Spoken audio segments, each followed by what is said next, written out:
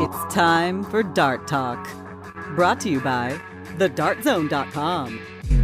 Stay in the zone. Thedartzone.com is an official Cosmo distributor and Windy City Fabricators, America's premier fabricators of orthotics and prosthetics.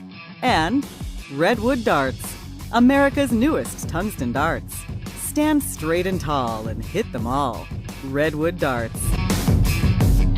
And now, here are your hosts, Mystery Mark and Steve P.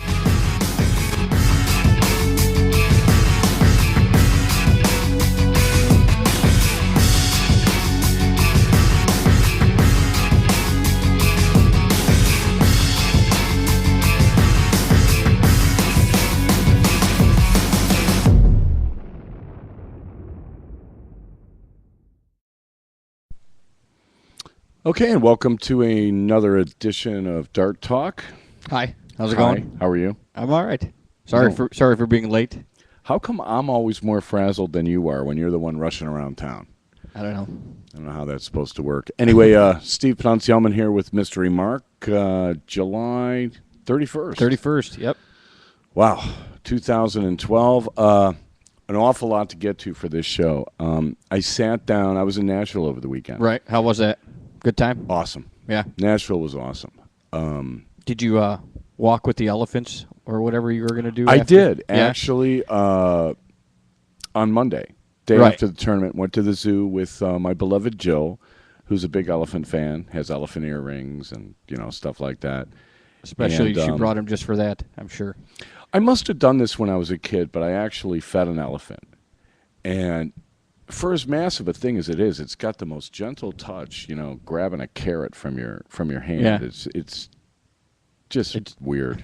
It's just weird. But that was a fun way to wrap up the tournament. And thanks to Chuck Pankow, he's the I have to think he's like the visionary behind this tournament, and it's grown and grown every year, and it's just become first class in so many ways. I mean, I'm always complaining I can't get results out of Texas. Right. Not only do you get the results Sunday night out of Nashville, but you get brackets. Oh, all right. So you can actually see who played who in the top 64 and, who had the good draw, who had the bad draw. I mean, it's just like makes it so easy to, follow a tournament that you couldn't attend. I don't know why everybody doesn't do it. I mean, I just sort of like shake my head and I'm like, people need to kind of get with it here. Right.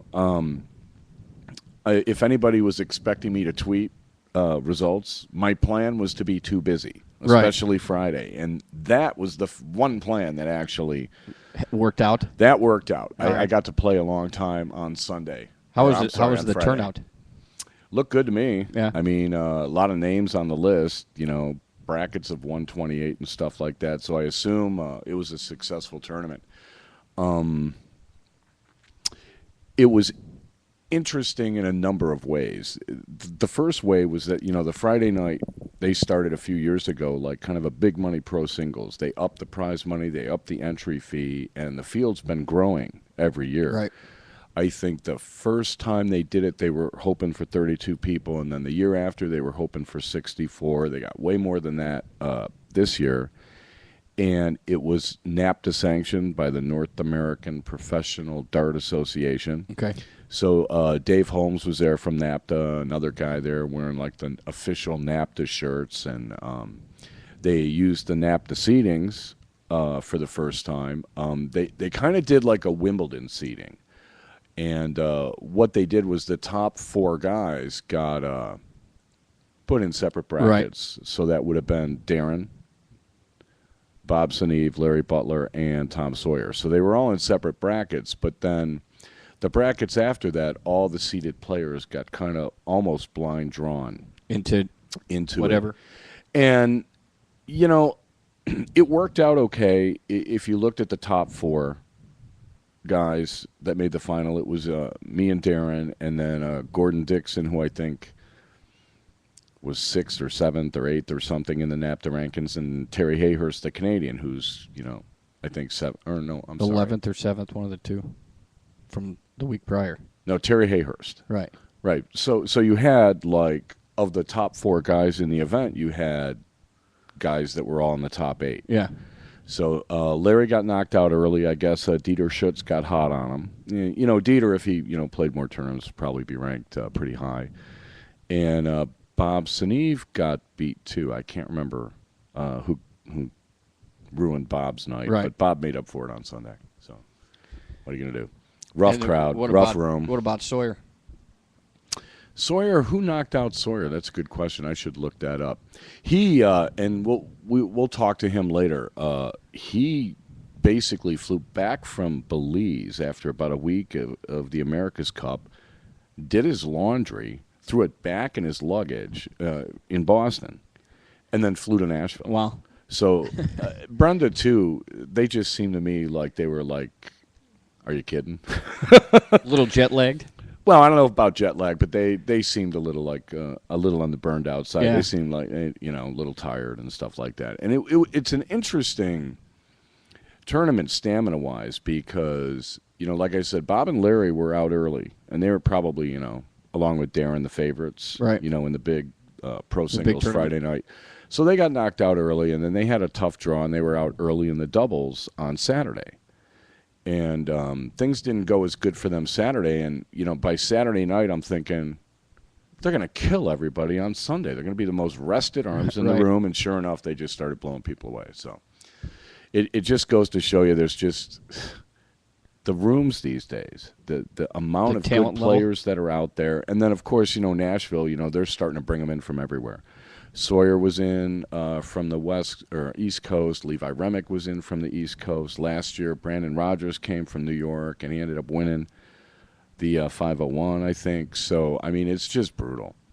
The longer formats, though, definitely help you. Right. They definitely you can't get lucky playing best of 7. You can't get lucky playing best of 11. Not that anybody got lucky on Saturday with the 501, but I mean it seemed almost like kind of a war of attrition. Anyway, we're brought to you by the Dart Zone. Stay in the zone. TheDartZone.com is an official Cosmo distributor. I'm actually a little hoarse. Right. Why is that? Don't ask. Okay. It has to do with the 4-man, which I'm pretty sure I'm not going to mention the rest of the show. The 4-person event. The 4-person Saturday night. You're not going to mention it? No. Okay. No, we're going to leave that out. Well, here's the thing. All right. Okay, See, I'll just mention this one thing. It's like 1, 2, 3, 4. The 5th event on Saturday. This is the 5th event a lot of people have played by the time it rolls around like Saturday night. And some people just the payouts weren't that great, so a lot of people just wanted to kind of have fun, right? Okay. I was like that. I went down to the dart hall in swimming trunks and flip-flops, and I'm like, I'm going to have fun, and I got a substitute partner because Ralph McCool got ill. A couple of people got ill during the weekend. It was kind of strange. So Ralph wasn't feeling well, so I got Joe Swick to take his place from New York. Joe's a great shot. He's been on the show. He was on the show last year talking about the police and fire games. All right.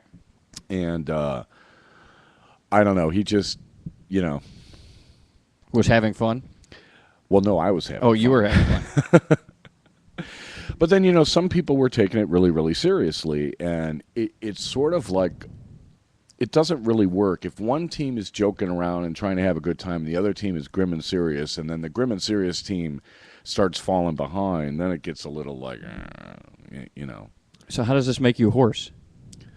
Well, I don't even want to talk about it. Anyway, it was a long night, and then so what are we doing here? All right. Well, at least you had fun. Well, we did. I lost the final to Darren Young, and even though this is from an earlier interview, I felt I owed it to Big Daddy to play this. So this is a quick clip of Darren Young. What do you think your overall record is against Steve? I think my record's pretty good. I mean, he has burned me on a couple, including an 82 finished the wrong way. But Steve's a good player. He's a quality player, obviously, but he's not as good as me, no. Okay, right, well, I admit that, like, in the final, I made a mental error that all darters should learn from. And Which was? Well, I will summarize this as never underestimate Darren Young.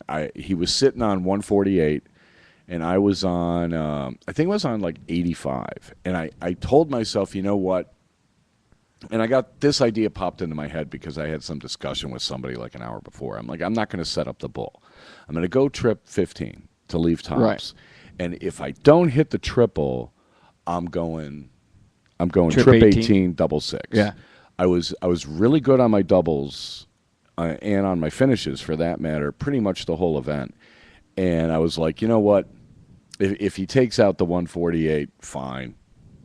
I'm taking this out my way. I have an idea. I know where this is going. Yeah. Not only did I miss the trip 18, I threw it in the fat one, and I didn't even know what I had left. And then I was like, oh, I'm on 69. I'm like, what do you do on 69 with one dart? I'm like, nothing's good. And you didn't want to leave yourself bull. Oh, I should 50. have thrown the trip 15. I don't even remember what I threw because I knew. I kind of glanced at him coming back from the board, and I'm like, this 148 is toast. And it didn't take very long. Boom, boom, boom. And I kind of fell apart after that. But, okay, so I underestimated him on Friday night. Right. And he won, and, congratulations. He played well, and he certainly deserved it. But then I had to play him in the cricket on Sunday. Yeah.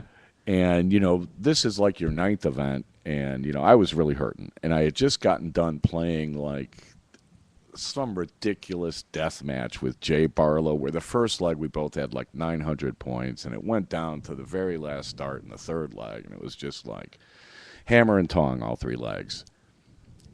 I beat Darren so bad in the first leg, it took, like, 2.5 minutes. I mean, I won the diddle, and I just boom, boom, boom, boom, boom, boom, boom, boom, game over. Right.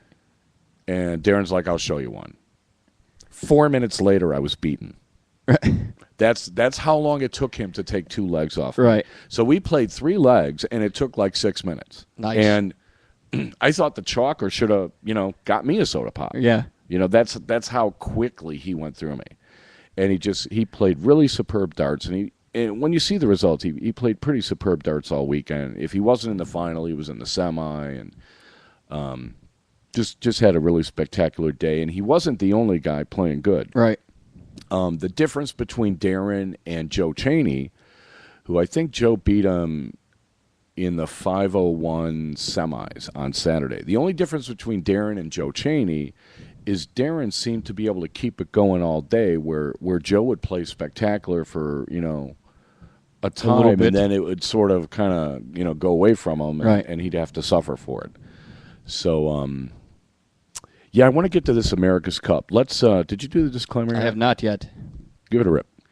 The view and opinions expressed or implied by guests and or hosts on Dart Talk do not prima facie represent the universe of thought or the aforementioned, notwithstanding the permissions and exclusions set forth below. Any enjoiners, rejoiners, litanies, epiphanies, demurs, Todd Doers, past or future acts or facts not presently in evidence either in or around the underworld, the oversoul, and any other copyrighted fantasy land, candy land, or neutral party to the agreements and understandings set forth in this or any related memoranda will not perish from this show. I'm not exactly sure what I just read.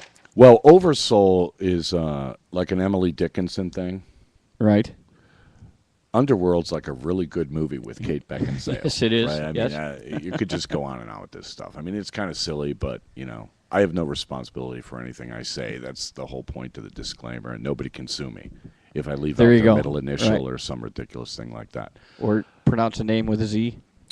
Right. Let's do, I'll tell you what, let's do some results and a quick commercial, and let me drink some water. Let's do the results. We got results from a couple of things. There was an MLD women's event in Hoboken. That was kind of a last-minute thing with a really tough field. So let's do that. And the Shelti Online. Shelti had an online soft-tip electronic tournament that was all done remotely. Yeah. And they were kind enough to send me some results. So let's do the MLD and the Shelti, and then a quick commercial. All right. So the MLD tournament in Hoboken, the consolation winner was Jen Schaefer. And then top 4, Mary McHugh and Susan Kovac. Second place goes to Bet Cunningham, and Jackie Clark is your winner of that event. Good field. All good players. would watch out for Betty Cunningham in the. You're going to have to pick a winner next week. By the way, we'll preview next week. We'll preview the 501 National Championship that'll be in Stamford next weekend, and you can see if you could pick a winner. Because I did so well. Yeah, in Chicago, you did all right. I would say Betty Cunningham would be my dark horse woman for Stamford. As far as she's one of these women that don't travel as much, but is still like a heck of a player. And from what I hear, she works pretty hard at her game. Yeah. So anyway, a little quick aside there. Let's do the Shelti results. Shelti Summer Singles. The Shelti Summer. How do you say this? Shelti Summer Singles 501 Multi-Level Open. Yeah. Division 1. Fourth goes to Don Stewart from Fort Worth, Texas. Alan Johnson, Newburgh, Pennsylvania for third. David Ferry from Rockford, Illinois, second. And the winner of Division 1 is Jeremiah Miller from Oxford, Michigan. Yeah, I believe it's Millar. Jeremiah Millar from Oxford, Michigan, which I don't know where that is. Neither do I. All right. Division 2.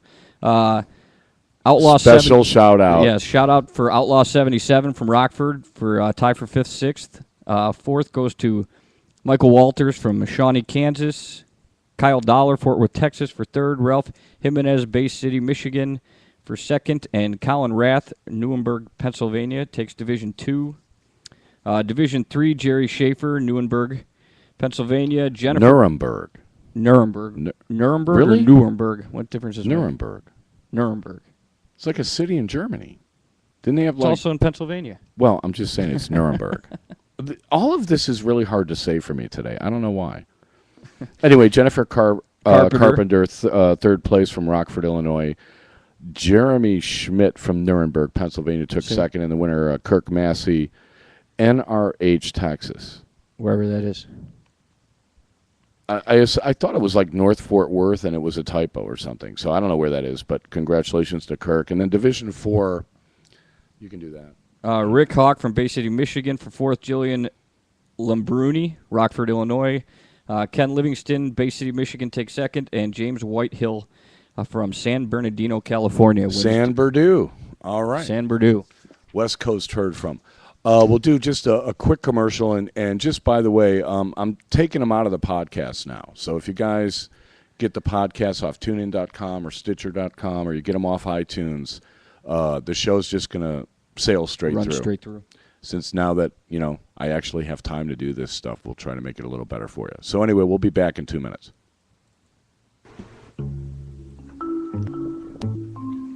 Char, you already know someone who's been personally affected by a coffee addiction. Mommy, please put the mug down. Sometimes I can't even get out of bed unless I visualize that hot cup of coffee. You may already know of coffee's dark past in the seedy underbelly of Cairo and Mecca. But you may not know the staggering numbers of modern-day coffee houses.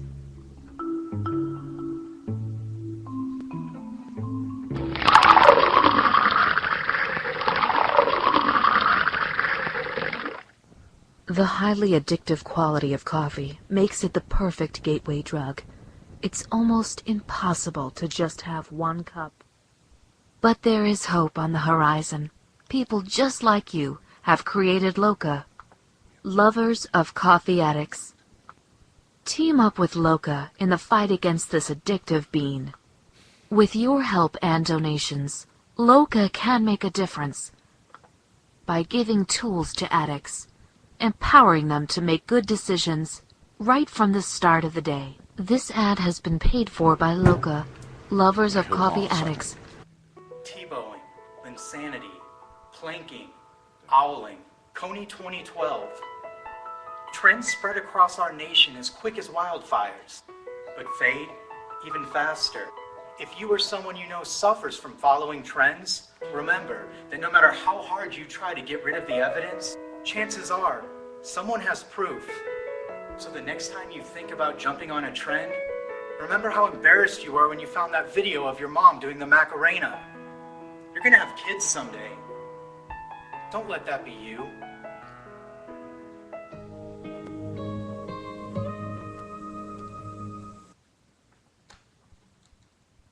This is Sandy Hudson from Greenville, South Carolina, and you're listening to Dart Talk. Okay, thanks for that, Sandy. We kind of stuck the mic in her face on the dart hall at some point over the weekend. Please, pretty please, with sugar on top. I'd love to get Sandy on the show. We tried to get her on the show a bunch of times last year, and, her work schedule and, when I was available to do the interviews didn't work out. So we're going to have to sick you on some people. We'll have to get you as, like, the official interviewer guy, right, where you can do it, like, on Skype, in your time off. Yeah, because I have right? a lot of that. No, I'll set it up for you, and you can interview them, and then I'll set up your computer so it tapes automatically, and then we'll just edit it, and then we'll get more people on the show that way. It'll work out good. We do have Tom Sawyer coming up. We also have Brenda Roush coming up, and they're going to talk about our victorious America's Cup team. Sweet. And you'll get a kick out of it. They have a format that I've never even heard of, and it sounds kind of difficult, but Tom apparently, by his own admission, was a little bit off, but Joe Huffman. Joe hits a lot of triples, ripped it up. Really? Just according to, I think Tom said he didn't lose a match in 2 days. Wow. Just absolutely just dominated the room. Anyway, speaking of dominating the room, let's get through the results from the Music City Classic held in Nashville, Tennessee this weekend.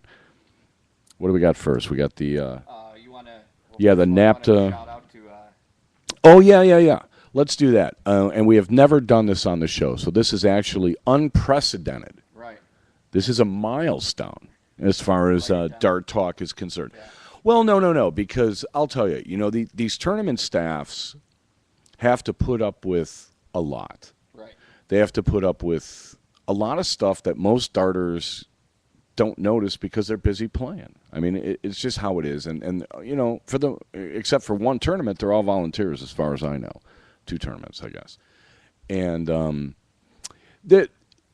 how you handle glitches and how you handle little disagreements is the difference between, like, a good tournament and a fantastic tournament. Because if the tournament staff can kind of recognize what's going on quickly and, deal with it in an efficient, friendly, professional manner, and there's no hard feelings, and, whatever the issue is, it gets resolved, everybody's much better, the event's much better, and the tournament experience is infinitely better. And this is the best staff I've ever seen, as far as, like, treating the players with, courtesy and respect and understanding, because, players get a little irritated sometimes, let's face it. Oh, sure. So I asked Chuck Pankow for the names of all the staff people so we could give them a special shout-out. All right, which co-director is Bob Clark, tournament central manager Richard Hang on. King. Hey. Welcome back. All right. Whew. Okay, right. let's try that So again. let's say co-director is Bob Clark, the tournament central manager Richie King, microphone brackets Kenny McEwen, and then Jim and Billy Adams, Ann Perot, Brittany Vandenberg, Tom Ross, Jerry Holt, and Kerry Campbell were your tournament staff. And thanks, kudos, well done, and a special shout out to that staff, because I thought they did a fabulous job. There was one incident in particular. I'm not really going to get into it. It wasn't a big thing, but I thought it was handled about as well as I've ever seen a tournament guy handle an issue with a player. Good. I was really, really impressed. So let's get to some results here. The NAPTA Pro Singles. Third and fourth, Gordon Dixon, Terry Hayhurst. Second place goes to Steve Panuncialman, and as we already talked about, Darren Young. Big Daddy. Beat you.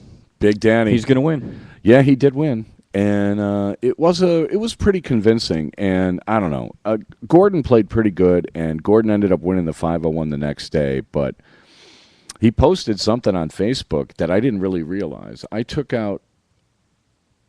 won the last 3 legs. It was best of 7, and I think he must have been up 2-1.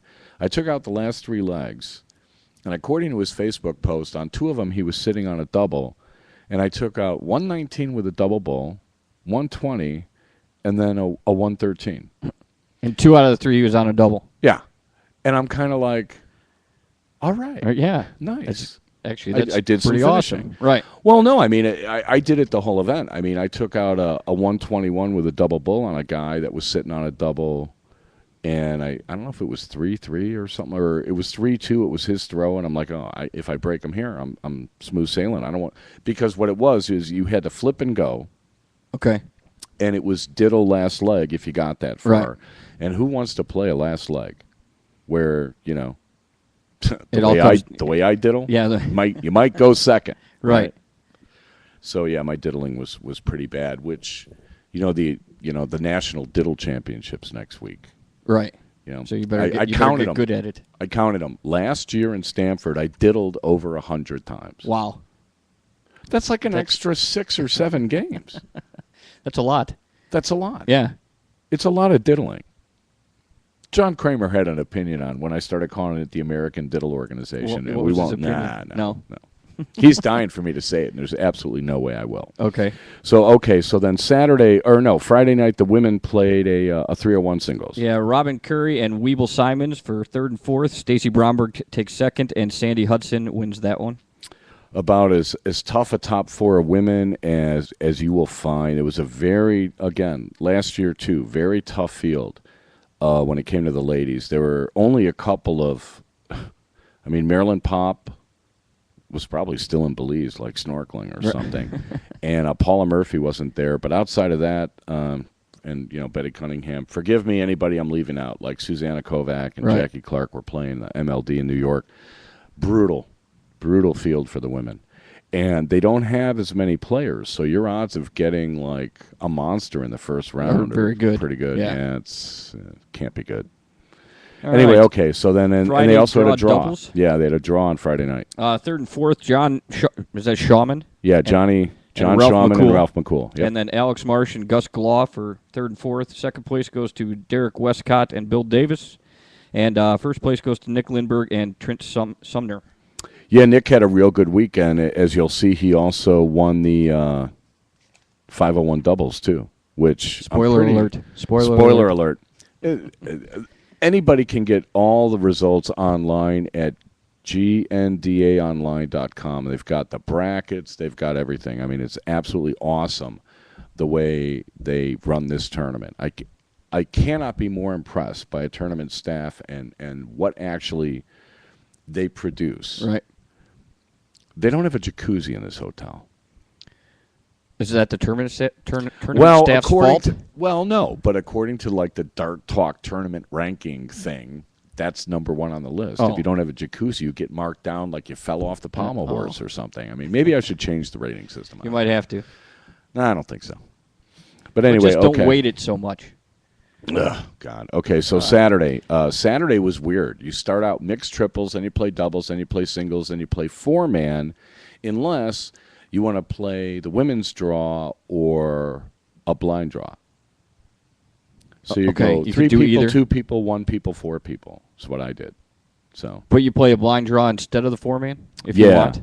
Or you can get in the draw if you're like out in the first round of the 4-man. So it's another thing that they do really well is you have options Saturday night. You could play, you could not play, you could play a draw, you could get together with your buddies, play a 4-person. You have options there. What's the format of the 4-person? 801. Yeah, it's 801. And that's the other thing I like about Nashville. It's all 01 on Saturday, and then it's all cricket on Sunday. Okay. So you don't you're not jumping back and forth. I cannot stand going from like cricket doubles to 501 singles, and I don't have a chance to play Sarah. any doubles. Right. I absolutely cannot stand that. I've mentioned that before. Yes, a couple times. Oh, why go into it again then? Okay. All right, mixed triples. Third and fourth, Tom Sawyer, Alan Matthews, Trish Gressick, Dan Lobby, Steve Brown, Robin Curry. Second place goes to Conley Litton, Levi Remick, and Weebles Simons, with Robbie Phillips, Joe Chaney, and Sandy Hudson winning mixed triples. Yeah, Robbie, Joe, and Sandy actually knocked out Team Dart Zone in the first round. Went down to the third leg. I think we had darts at a double and blew it. And they played, Who they played consisted really well. of Team Dart Zone? That was Ralph McCool, myself, and Shea Reynolds. Oh, okay. So we set that up, I don't know, like 4 or 5, 6 months ago, whatever it was. And we just sort of looked at each other like, really? We're out in the first round? And I'm telling you, I mean, when you lose to the winner in the first round, you got to figure, okay, this was not a good draw. Right. So I'm sticking It's always to it. best to lose to the winner. It was brutal. And they played great, so good for them. All right. Men's 501 doubles, third and fourth goes to Chris Lane, Mike Ray, Gordon Dixon, and DJ Sayer. Second place, Jim Widmeyer, Darren Young. And first place goes to Timmy Nickel and Nick Lindberg.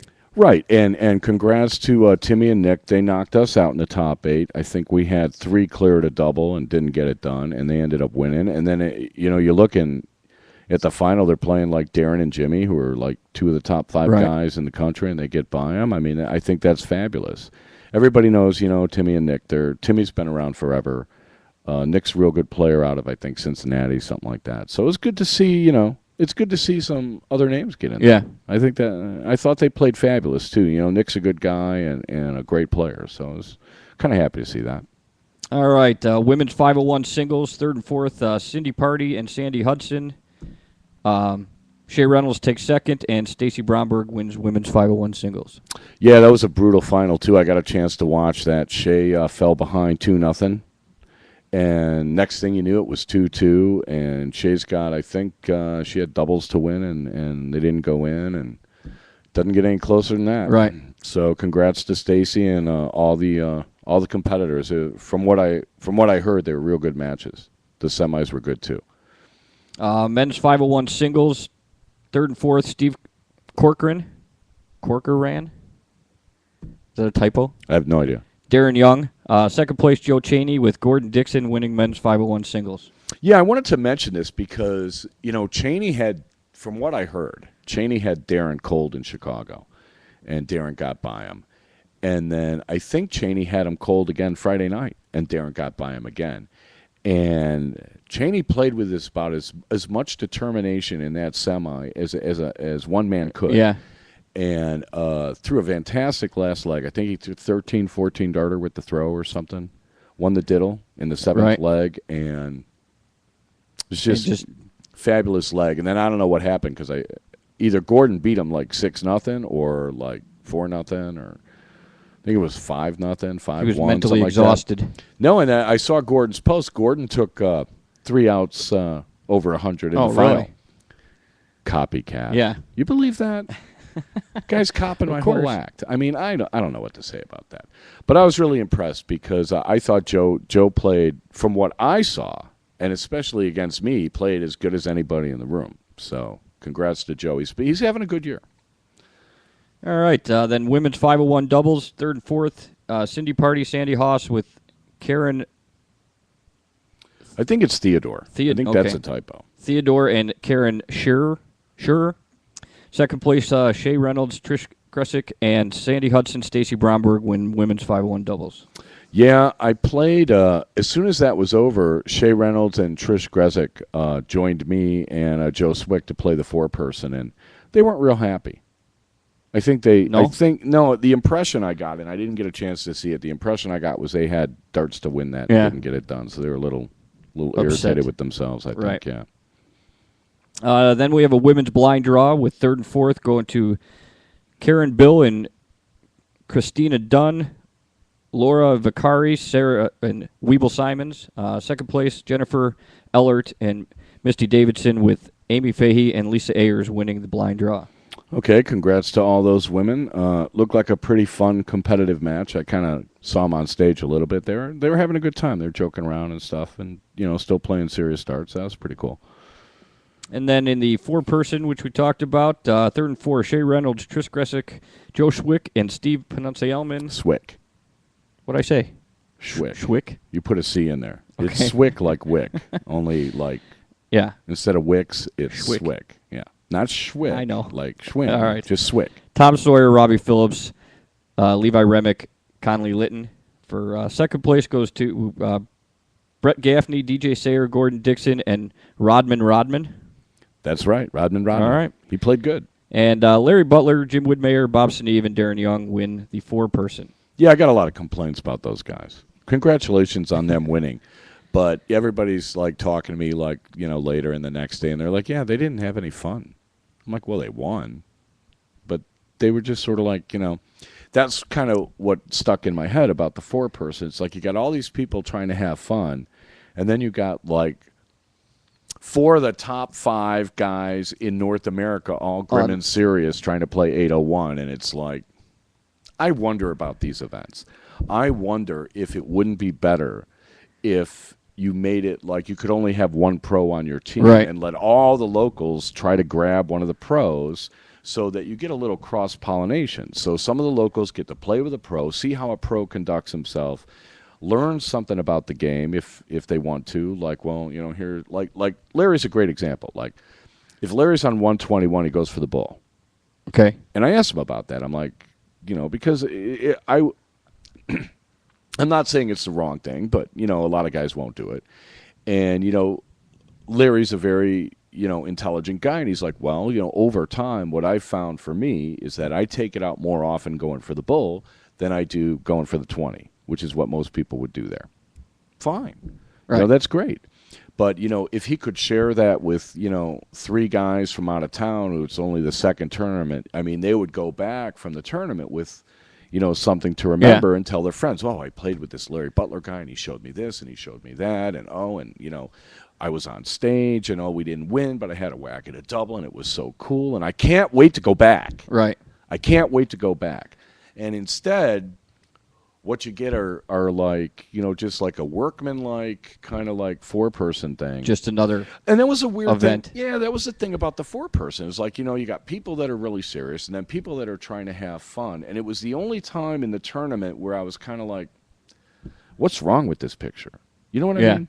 So I don't know. Well, I'm going to give that some more thought because I wonder if it wouldn't be better for everybody if at least there was one event at some of these tournaments where we did something like that. And it would turn it into, I don't know, not like a clinic really, but more like an exhibition or something like that, and I think it would be good because it would, the locals would be approaching pros and it would give them an excuse to talk to them and stuff like that, and you'd have more kind of communication with the traveling Do you think pros. there'd be enough pros interested in something like that? Oh, who knows? I mean, sure, why not? Right. Especially if they up the prize money. Yeah. There you well, go. no, seriously. I mean, if it was $300 apiece, the pros would be looking for the amateurs being, ooh, that guy looks good. Play the 4-man with me. I mean, it'd be the other way around, right? Or what would be really cool if they had like a charity or something where you get your 3-person team, like your local 3-person team, and then you bid on the pros. Right. Right? Okay, how much you got? Like $50. We'll take Larry for 50, and then, somebody spends 55, and then, whatever's over the entry fee goes to the charity or something. I think it'd be fantastic. Do something like that. Well, sounds good to me. Win, win, win, win. Right. 4-person. Win, win, win, win. Right. Right? So, anyway. Because that 4-person event, I mean, it runs late, too. The finals after 1 in the morning, and that's, you're starting at 10. We started at 10. That's a long day. That's a 14-hour day of darts. I mean, that's like, talk about pacing yourself and stamina and whatnot. Anyway. Yeah, especially if you're in all the finals or top 4 or whatever. Yeah, Darren held up really good. Yeah. He's not 60 years old. Darren. Did anybody accuse him of that? No. Okay. No. Okay, what happened Sunday? Sunday was... did we still have the draws? The late night draw. Late night draw, okay. 3rd and 4th, Trent Sumner, Jimmy Frederick, Mike Reed and Michael Wolfie Chambers. Wolfie. Third and 4th. Second goes to Ryan Alger and Jeff Ware, and first place goes to Mickey Aldridge and Lane Fryer. Yeah, people... I think he's from Kentucky. People need to watch out for Wolfie. He keeps playing better and better.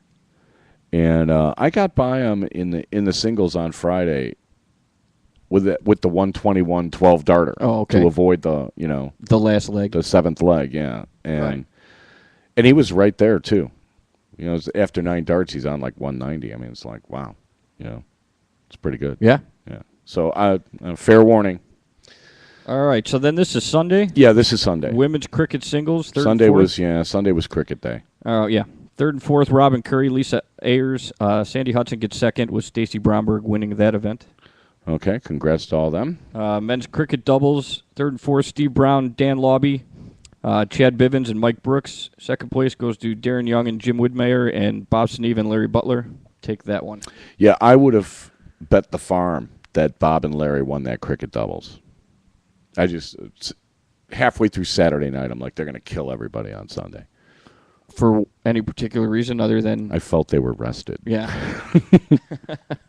They had a slow start to the weekend and a strong finish. Right. So, you can't win every single event. But women's cricket doubles, third and fourth, Cindy Party, Sandy Haas, Kay Hoover, Jennifer Ellert. Second place goes to just Trish Gressick and Shea Reynolds. And first place, Stacy Bromberg, Sandy Hudson. Yeah, well played to all them. Men's cricket singles, third and fourth, Larry Butler, John Kramer, Darren Young second, and Bob Sneeve wins that one. Yeah, it was. I played Darren. I forget what round I played Darren. Darren was playing so well, but we should mention that John Kramer made top four. John goes back to the old North American Open when it was worth, I don't know, thousands and thousands and thousands of dollars, and they were packing the stands with fans and stuff like that. And I think he won it. He won it twice. I don't know if it was back to back, but he did win it twice.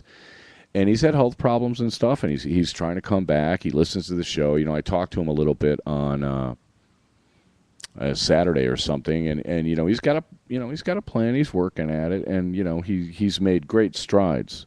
So he's on his way back. Well, yeah, and apparently a top four in that room. Are you kidding me? Yeah.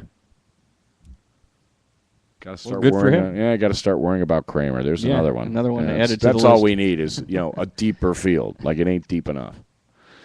And then, of course, you have the youth participants. Utes. We got the Utes.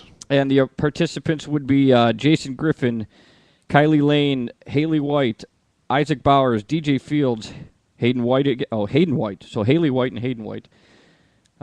Stephen Sharp, Ashton Johnson, Savannah McEwen, Lauren Hoffman, Patrick McEwen, Tom Terrific, Caleb McCown, Amber Newland, Lexi Stout, and James Butler. And congrats to James Butler. I think, I don't know, I think he's 8 years old, and he beat a 17-year-old in the final. Nice. I don't know how much help his daddy gave him, but well played to James. All right. All right, let's do another commercial so we can get to the America's Cup stuff. This will only take about a minute. Hey, Sarah. Oh my gosh, he's so cute. Been doing like I taught you. Love the new tattoo, Sarah. Dude, that's Sarah. The girl in the pink shirt. That's the girl I was telling you about. Theater 2 on your left. Hey, Sarah. What color underwear today? Hey, Sarah. So when are you going to post something new? Anything you post online, anyone can see. So think before you post. Are you a gravelly-voiced, chain-smoking young poet with a raconteur bent? Do you find yourself passing out and or waking up in seedy bars that some might describe as toilets? Do you find the mainstream American public has yet to recognize your musical genius? If so, you may be a child of Tom Waits. Now, if you think you are a child of Tom Waits, please write to us at the VH1 Archives, 1515 Broadway, 21st floor, New York, New York, 10036. Please remember to lick your own stamps so This is John Kramer from Rome, New York. You're listening to Dart Talk. Enjoy. Okay, thanks for that, John. And I know we're running a little long. I'm rattling off the mouth today, but let's talk about the America's Cup. We got Tom Sawyer and Brenda. I sat down with in Nashville. They were kind enough to give us some interviews. So you probably don't know, but every 2 years they have an America's Cup. Right, I did not know that. Okay, yeah, and they take national teams from North and Central America, and they all get together and play. Is it always in the same area, or they rotated different venue? Yeah, they rotate it. I think a couple years ago it was in Charlotte. This time it was in Belize. I don't know where it's going to be next time, but you have to qualify to get on the team. They have like a big shoot to see what two guys get on the team, and Joe Hits a lot of triples, made it, and Tom Sawyer made it. So they went down and played with Maryland Pop, and Brenda Roush, who were the female qualifiers. And it's a very interesting format. And Tom's got some battle scars. I'll just leave it at that. So let's start with Tom Sawyer, and here's what he had to say about the America's Cup. We're here in Nashville with Tom Sawyer, who's been one of the top-ranked players in America for the last few years, and is going to tell us all about the doings at the America's Cup last week, which the United States won, victorious over Canada in the final. How you doing, Tom? Let's hear about it. I'm doing pretty good, especially after the trip. Yeah, it was definitely a very new experience for me. It's my first international event as a team. I've been in the Masters before. It's same type of level, but it's more of a singles event at the Masters. So it was definitely a different experience playing in the team atmosphere. That's interesting. Brenda was telling me that it's a little bit different when you play for your country as opposed to just playing for yourself. You agree with that? Absolutely. I was trying to explain to someone the other day that it's probably the first event in 10 to 15 years that I've been to that I was legitimately nervous playing darts, because you're playing for nothing but the other three players that are with you and your country behind you, because there's no prize money in the event. Makes it a little more strenuous trying to get up there and make sure you throw the good darts. All right, so take us through it. As I understand it, the men played singles, the women played singles, and then there was a combined team event with the men and the women. Yeah, what they do is the top two teams from last year were the United States and Canada, so they split us into opposite brackets, and then they randomly draw the rest of the countries into those brackets. So we get a seed out of it to start the tournament. Okay, so how many other countries were participating? There was a total of 8 teams in the America's Cup this year. Okay, and so let me guess, it was like Trinidad and Tobago, the Bahamas. We had Barbados, Brazil, Belize, obviously the host country was there, and I forget who else was in there. Can't think who the other team was. But we ended up in, the Cayman Islands. Cayman Islands, okay. So we had a round-robin bracket, is how they started off. It's a team round-robin. It was U.S., Cayman Islands, Belize, and Trinidad and Tobago. So we ended up, they do it kind of odd. It's hard to get a rhythm because they split the events up. You play a round-robin block, so you have a 13-point match against one team. And then they have a break, and you play your first round of your knockout singles event. And then after the knockout, you'd go to your second block, which would be your second round robin against the next team. Then they take a break, and they come back and play one round of knockout singles again. So I wasn't prepared for the event, didn't play well the first day, and was definitely not ready for the first round of the singles when they kind of stick it in right in the middle of a round robin. But it was definitely a little different from what I'm used to. Team event was a lot of fun. That strikes me as being a very unusual way to conduct a tournament, where you're playing a 4-person team event, which involved mixed doubles, round-robin singles, maybe a... We had a 4-man. Right, you had a 4-man 1,001, and then from there you're supposed to go and immediately play knockout singles? Yes. That's how they did it. So you play the match, they play the match out. You play 2 mixed doubles at the same time. Then you play 2 men's singles and 2 women's singles at the same time. And then you flip the men and women. So you're playing 4 more singles. Then you play a men's doubles and a ladies' doubles. And you finish with a 4-on-4 1,001 match. So it's a 13-point total. Okay, overall, what Brenda Roush told me was that the level of play was pretty high. Would you agree with that? There were definitely players on most of the teams that could maintain a high level of play, but there are also a lot of players on the team that I don't think are up to par with the U.S. players and the Canadian players, because we discussed it with a few of the teams. They have such a small number of events that they get to play in a year. Most of the players on the Brazilian team that I spoke with said that they only play a total of 8 events the entire year. I mean, I play 8 events my first 2 months of the year. So we have a lot more tournament-style play to be involved in and a much greater number of players to be able to compete against at a high level on a regular basis. Some of the Bahamas guys are saying they might be 100 miles apart in the islands that they're living on, so the teams spread out, so the best players really don't get to play against each other.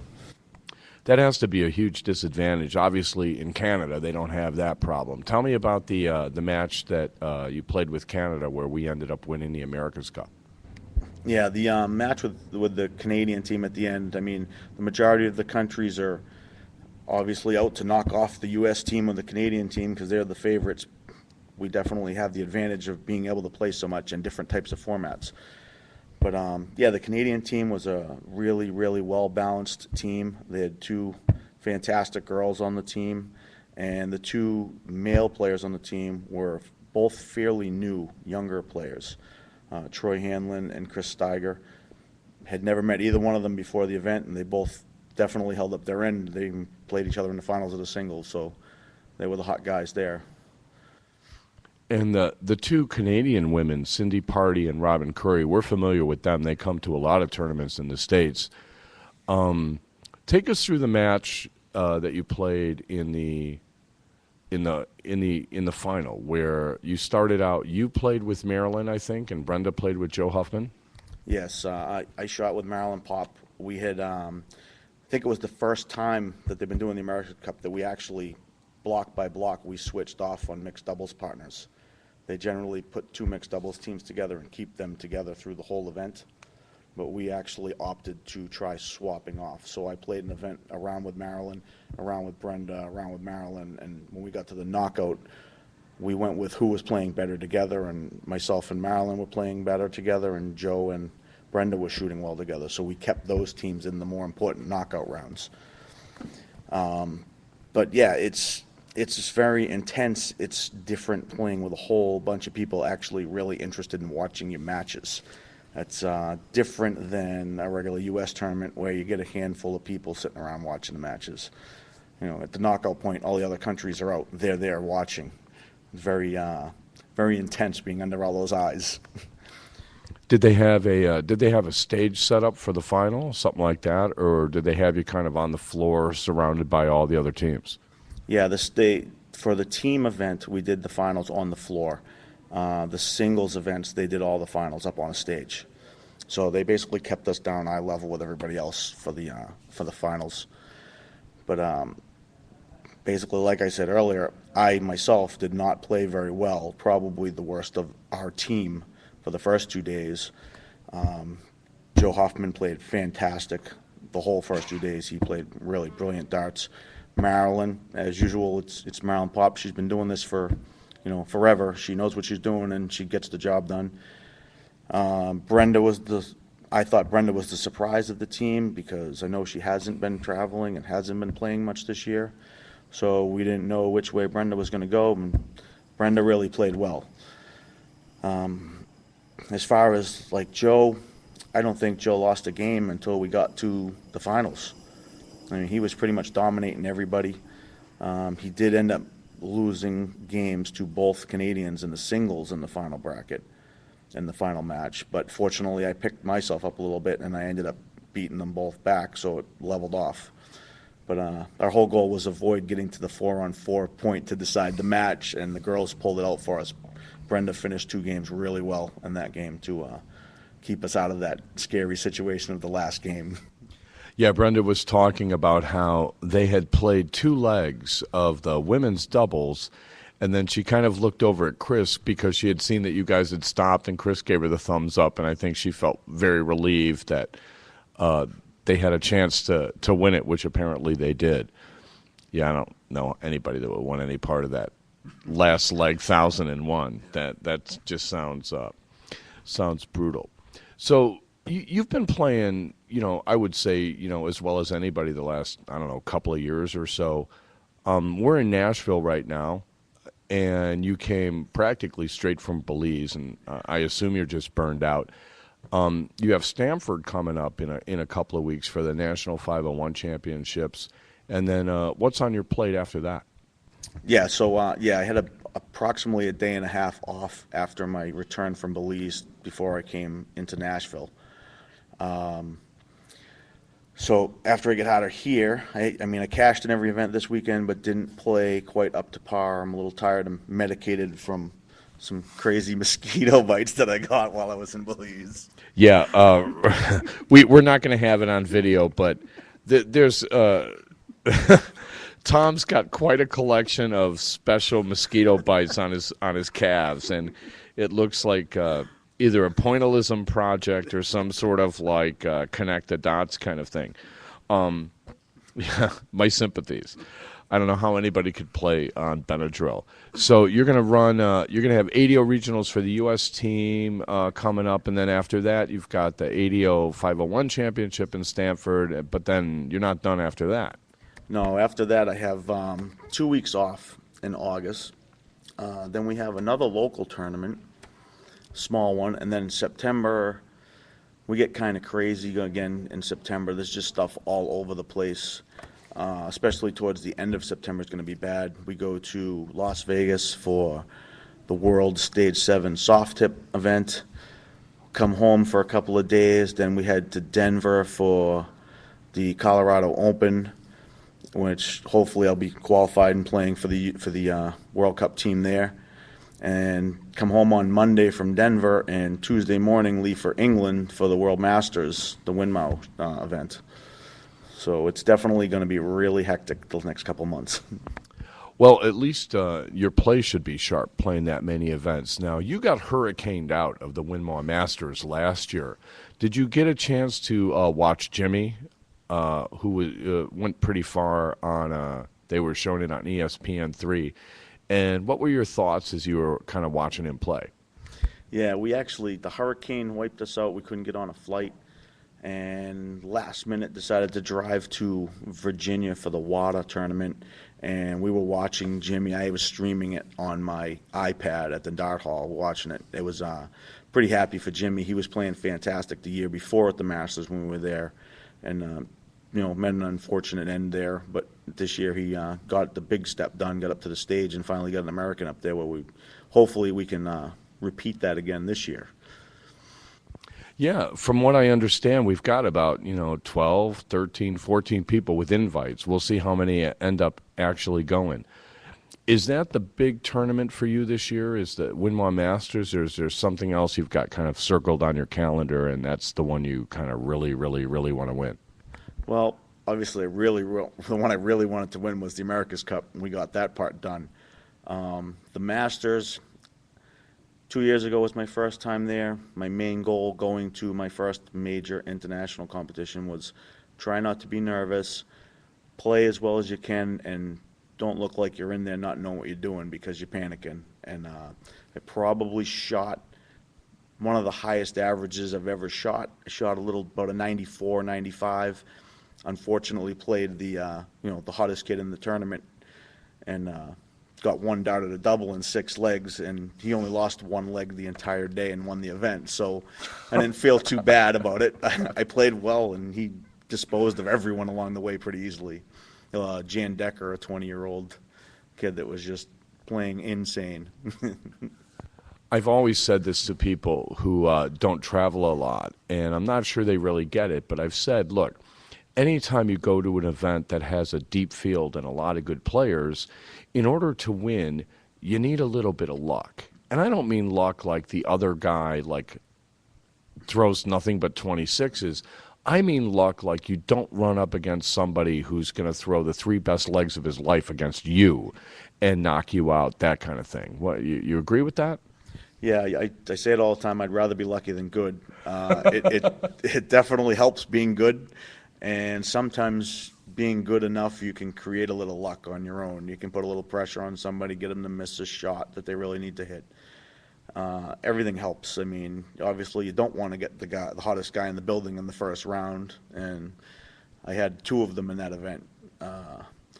Works out pretty good. But it's still, one of the things people don't realize is the Masters is still a fairly short format. It's not like some of the PDC events where they're playing, best of 15, best of 25. You're playing 2 out of 3, 5 sets.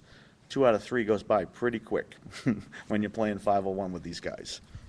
Yeah, the PDC used to play sets that were best of 3, and I know I played it once at the Sorrentos in Montreal. The PDC went away from sets entirely and went to the best of 11 format.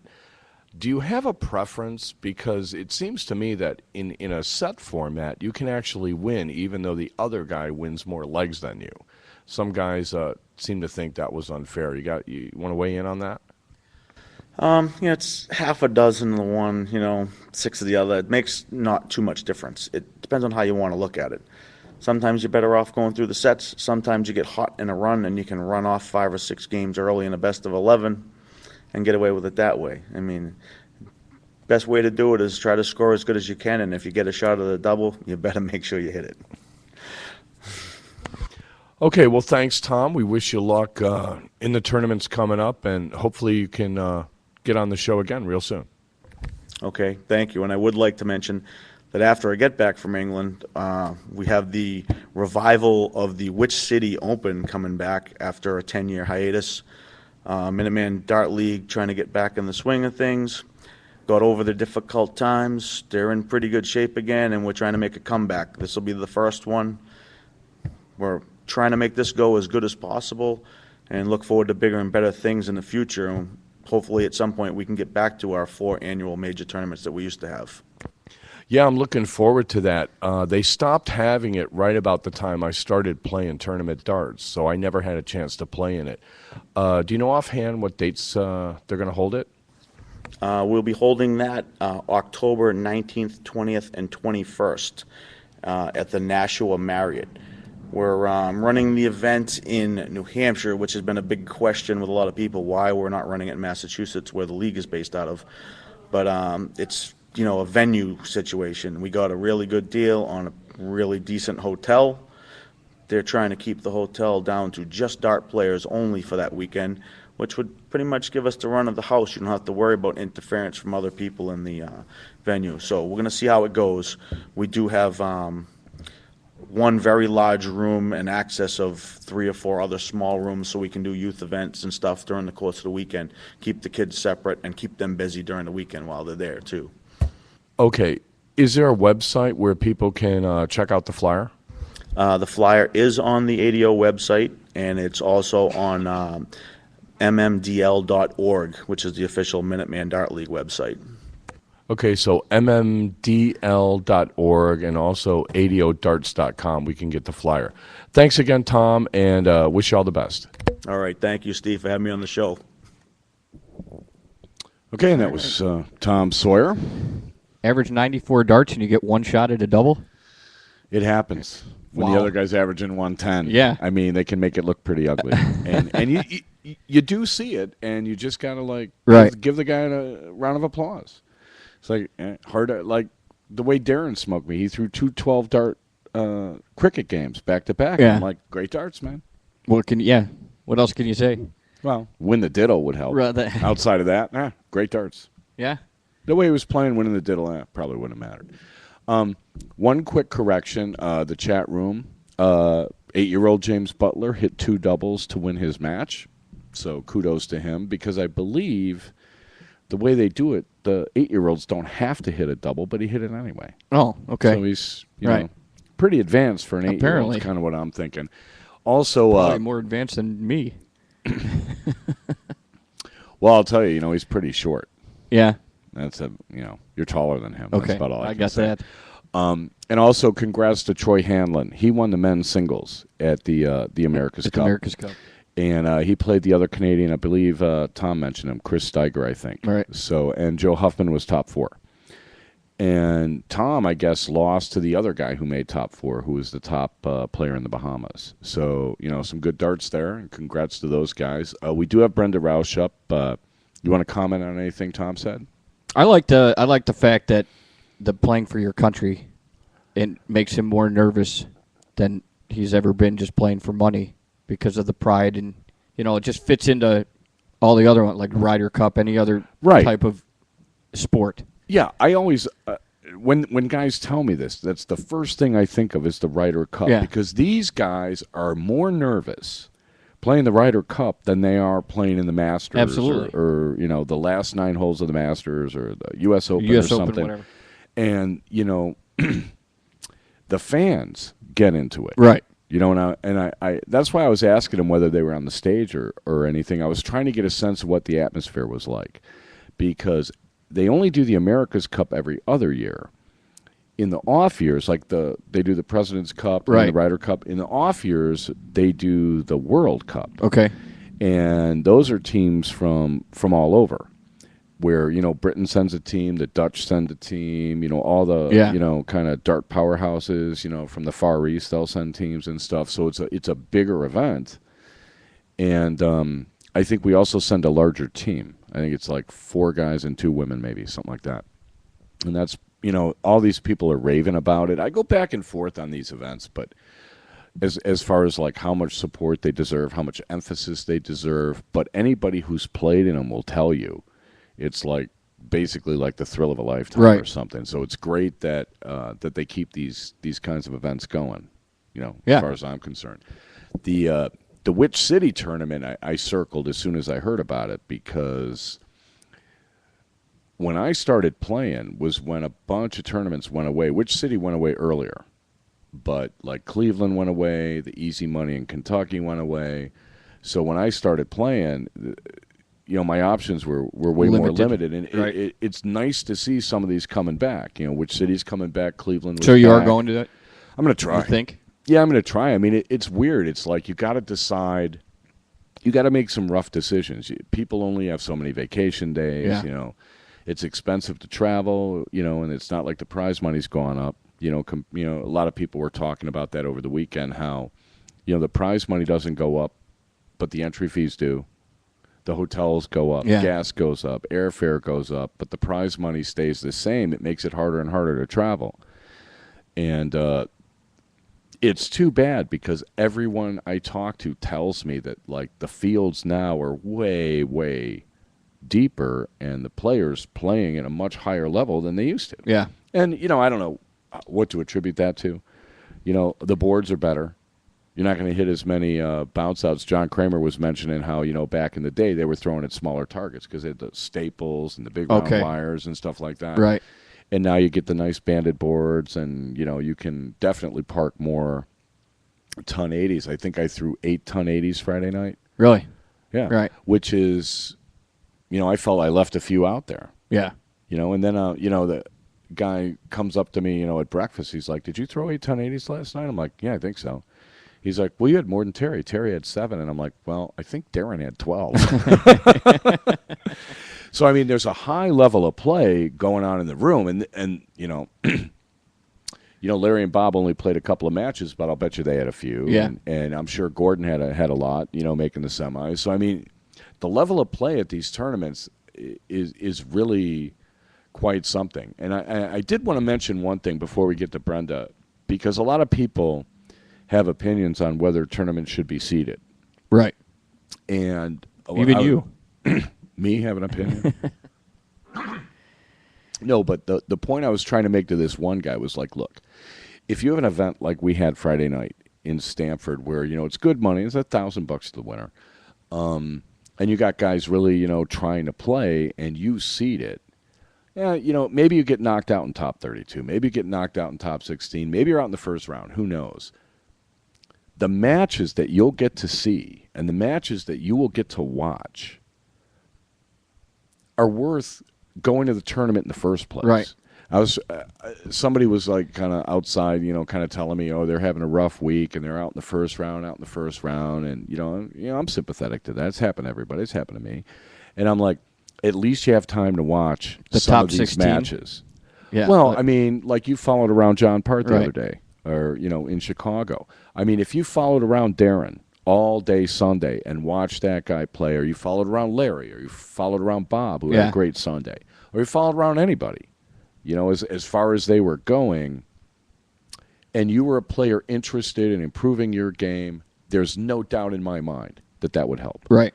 And that's one of the things about, like, they had quite a few people watching the stage matches in Nashville. Nashville, again, they do it right. They have a great setup, middle of the room, a big raised stage with tables and chairs in front of it, and as soon as there's a match on there, people that aren't playing will kind of like park it and watch the stage matches, which is how it should be. And they had 3 boards on the stage, so the semis they'd play left and right, and then the final they'd play in the middle, and you could see the scoreboards, and it was I don't know, it's kind of how I imagine one of these tournaments should be. Unfortunately, you got all these events going on, so there's a stage match maybe you'd like to see, but then you get called for something. And it's too bad we can't figure out some way to give everybody a half hour to watch the final. Stop calling the matches. Let the people that are playing still play, but then don't call any matches till the final's over. It'd be hard to do with cricket because, it could take forever. If Darren's playing me. Not very long. Nobody would even, by the time they got there, we'd be shaking hands. So, but I'm just saying, I've always said that. And I've always said that, it's too bad that, the last event on Sunday's the singles, and they're breaking down the boards while you're playing top 4 and stuff like that. Although, again, Nashville's the exception where you end up with 40 people watching the final. But then you have your last event ending at 1 o'clock in the morning. It might be going at 3 if you're. Well, no, there's only 2 events on Sunday. So the last event, on Saturday. But if you're talking about, are you just talking about doing it on Sunday, or just trying to get everybody to watch on Fridays and Saturdays too? Well, yeah. You're not going to. The last final, you don't have. Everybody's done, so you don't have to worry about stopping matches. But when you're running 3 events simultaneously, it's probably not like the Saturday night Nashville probably wouldn't have worked. Right. But when the men's finals up there at 4 in the afternoon, you could stop calling matches for half an hour and give everybody a chance to watch. If they don't want to watch and they want to get something to eat, that's fine too. It'd be nice for somebody to build in a dinner break. Right. When you're playing, Jimmy and Darren and Larry and Bob, who ended up winning the 4-man at 1 in the morning. That's a 13-hour day. How much time you got in between matches? You can always eat. Well, no, you can't really plan it out because you don't know when your board's gonna get called. Now, the nice thing about Nashville is they have the brackets up there, so you can kind of get a sense. Okay, you're waiting for that match. You can kind of look. Okay, I got 15 minutes. I can go get a bite to eat. But the restaurant, it's a half hour. Yeah, you can't. You got to sit there, wait, and then it's nice to actually take your time. And eat. So it'd be nice if somehow, I don't know if they could work it, but they're not going to call any matches between 5:30 and 6. So you at least know if you finish at 5:15, you got till 6, and you can go get something to eat. And they'd probably get more, people, spending money at the, little concession table and stuff.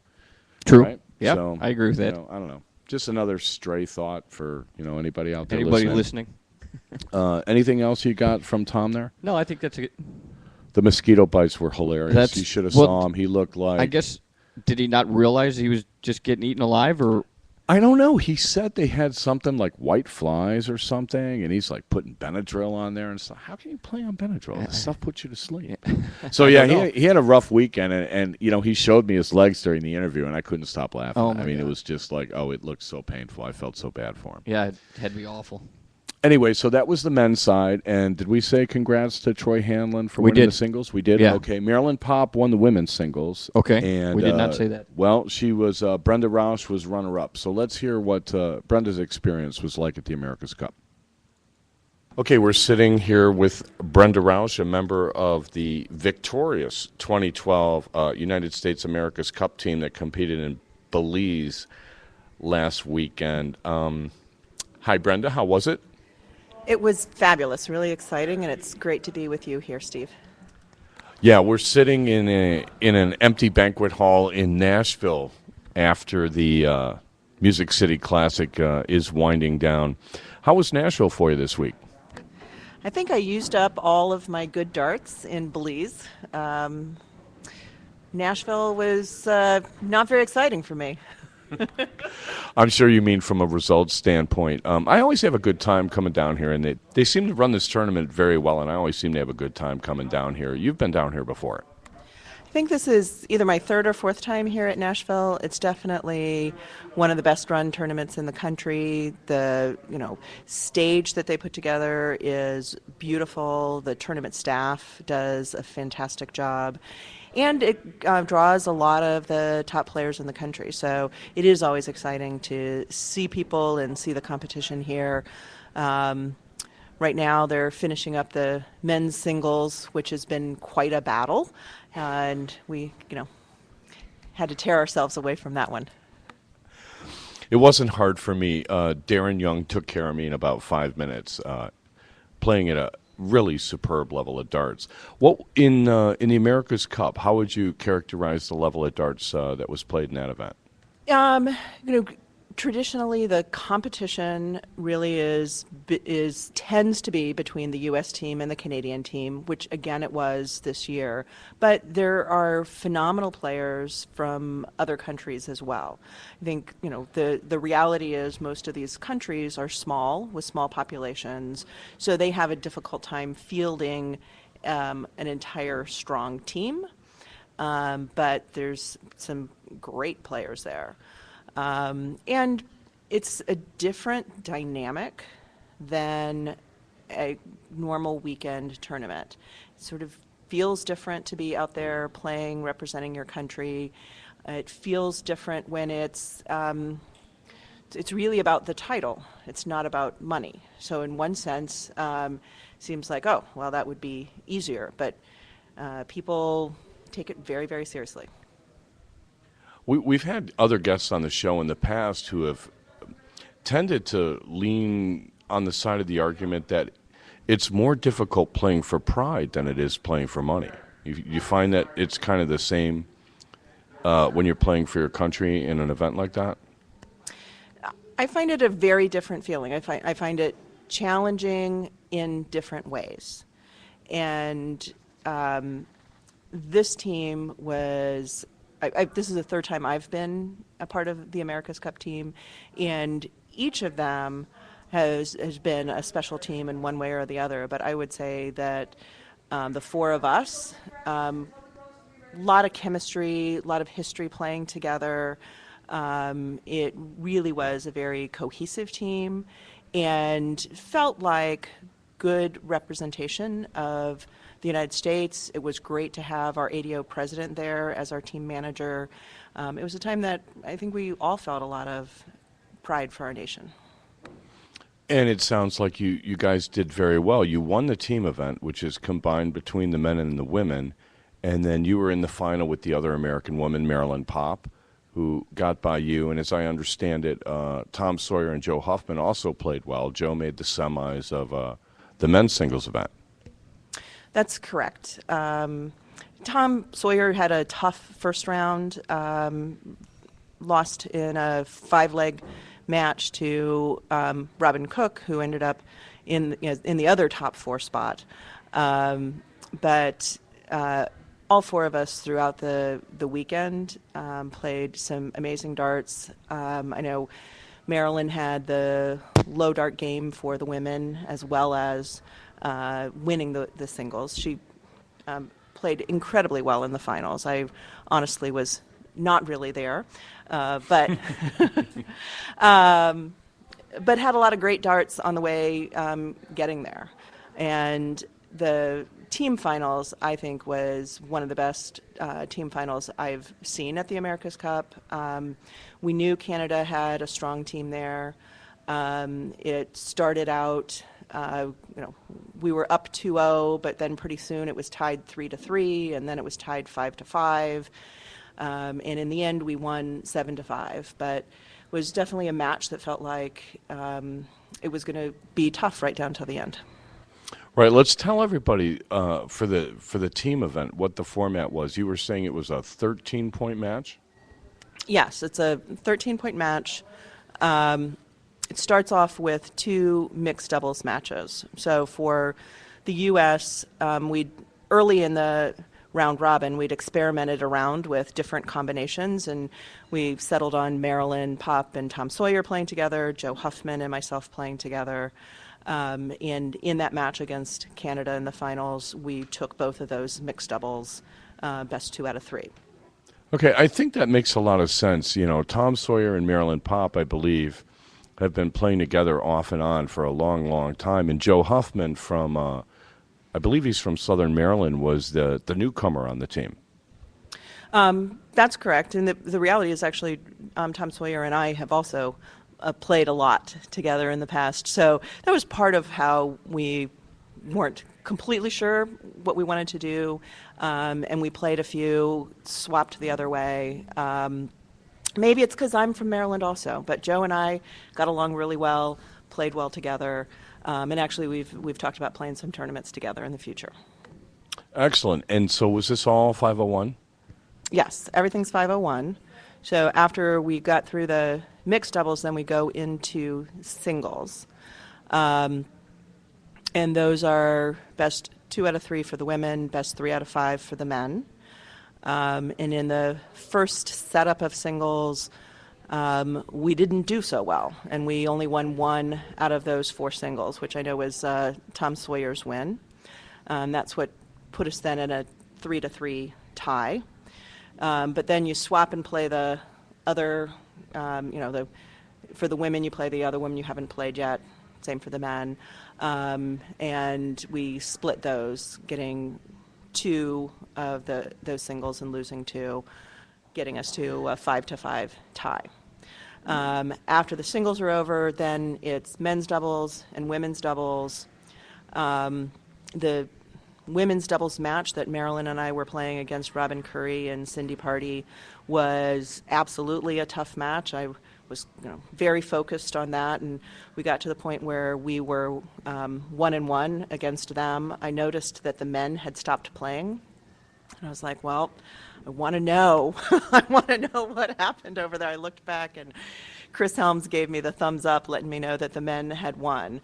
So I knew going into that third leg against Robin and Cindy that if we took that leg, we won the cup. Obviously, we wanted to win that leg no matter what, but it kind of, I think, for me, gave me an extra boost to know that the men had won, and the cup was close in range. Close in range, and had somehow the Canadians pulled out that last leg, then the final leg would have been 4-person 1,001. Yes, 4-person 1,001, 1 leg to decide it. So happy that we didn't go there. I don't think I'd want any part of something like that. I talked to some guys who played in the team event last year, and it seems to me that there's a special kind of pressure that goes on in an event like this. Well, anytime you're playing with teammates, it's individual performance, but you want to perform well for your team. And then when you're putting that all together, it's a 4-person team, multi-point event. You never want to lose, but you feel an extra pressure if your teammates have won and then you're a weak link. Let me ask you about Belize. I've never been there before, and I'm just assuming that you haven't been there before.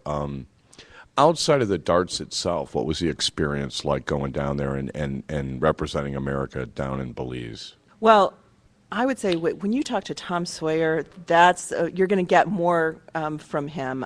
Sadly, I had a 19-hour delay getting down there, so my trip was planned so that I would have a free day before we started playing. A lot of the other players on that day, I know, went to some Mayan ruins that were about an hour away from where we were, and I heard amazing things about that trip.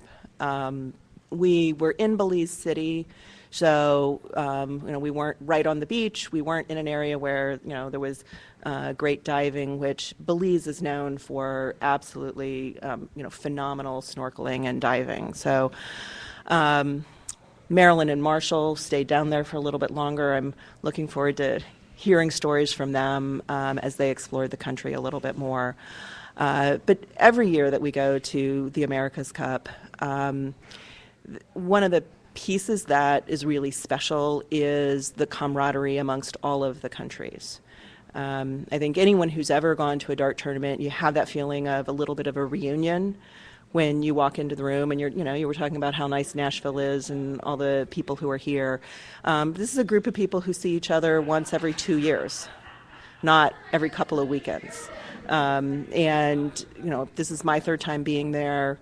A lot of the players from the Caymans, from Bahamas, from Trinidad and Tobago, Barbados, are the same players that I've seen 2 years ago and 4 years ago. So, it's just, when you step to the line, you're fiercely competitive. You step away from the line, and it's a beautiful time with old friends. Brenda Roush, thanks for stopping in on Dart Talk. I hope we'll have a chance to talk to you again real soon. Thank you, Steve. It's been great. Okay, Brenda Roush, thank you very much. Yeah, that was nice. What'd you think of that? I think as much as you don't want to play in a 1001 one leg, I think it'd be fun to watch. Well, I'll tell you, I've done it. Yeah. It much smaller scale, that like North Side, South Side Challenge came down to, we had like brass, nickel, tungsten, and masters playing, and it came down to a leg 1001. And all the brass players were really vocal in cheering us on because they had blown it. Yeah. Right. They had lost like 9-0 or something, so they felt responsible for the position we were in. And, one leg 1001, you're just sort of like, are you kidding me? Right. I missed the double now, and I'm never going to live it down. So, I mean, and you can ask, if you ever run into Larry, you can ask him about the last World Cup. I think he had one, or I don't know how many he had, but he had a dart to win the deciding leg against Canada, and it didn't go in. And I remember we had Buddy Bartoletta, who was the team captain, and I said, how did you decide who was going to play the last leg? Because I think you just pick somebody and they play a leg of singles or whatever it was. I don't remember. Last year seems like a long time away. And, it's rough. And, somebody like Larry, an experienced veteran player like that, he'd be happy to take the responsibility. But, some people would probably shirk away from it. Yeah. And then other guys would be like, no, I want it. Like the bullpen coach, who wants to close. Some guys do, some guys don't. So it's kind of strange. But that 1001, talk about nerve-wracking. I bet. Like 501 ain't nerve-wracking enough. Yeah. Right? The one thing she said that I found interesting, and we should wrap this up. We're going way long, but the local attractions. I mean, if you're going to travel all the way to a foreign country, she's like, well, I booked a free day, and it turned into like a 19-hour delay, and I'm like, that's just awful. Kill the whole trip. Yeah, you just killed the whole trip. I'm surprised you'd be able to play darts. I'd be so upset. Oh, I can't imagine what I would be like. Yeah. You stuck 19 hours? Like, are you kidding me? No, it's a full day. No, because I would want to see the beaches, or I'd want to see like a cool local disco, or go to like a local restaurant. Like, I'm going to Stamford next week, and all I can think about is the National 501 Championship, which is great, and I hope I play well, and I'll prepare as best I can. But the one thing I'm thinking about is, I'll be in Manhattan with some free time on Thursday, and I haven't been in Manhattan in a long time, and I can't wait. Right. Jill, who, by the way, took out a 160 tonight in her singles league. I got a text on that. All right. Congrats to Did she Jill. text you right after? Is she still in the match? Yeah, they're halfway through. So good for her. No, she's working on her game. Yeah. Making progress. That's good for her. I gave her one tip I think that's really working. So we'll see if it really works for her. I'll share it with the world. But okay. So what we did was we stayed over a day to go to Nashville and see the elephants. Right. Jill loves elephants. And that makes the whole trip. There's nothing better than staying Sunday night when the darts are over and getting to know, some of the darters. Yeah.